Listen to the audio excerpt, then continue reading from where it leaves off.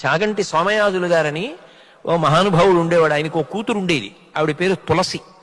ఆవిడ ఒక రోజున తండ్రి దగ్గరికి వచ్చి అడిగింది, నాన్నగారు అసలు అర్థం పర్థం లేకుండా విమర్శ చేసినా అంగీకరించాలా? దాన్ని కూడా ఊరుకోవాలా?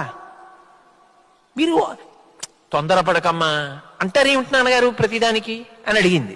అడిగితే ఆయన అన్నారు, అమ్మా నువ్వు రాసిన విషయం ఏదైనా ఇలా పట్టరావు ఓ కాగితం అన్నారు. ఆవిడ వ్రాస్తూ ఉండేవారు వ్యాసాలు. ఓ కాగితం పట్టుకొచ్చింది. నేను అడిగింది ఏమిటి, నాన్నగారు చెప్తున్నది ఏమిటని విసుక్కుని ఆయన కాగితం వంక చూసి అన్నారు, అమ్మ మార్జిన్ వదిలిపెట్టామి అది కూడా రాసిపోయావా అన్నారు.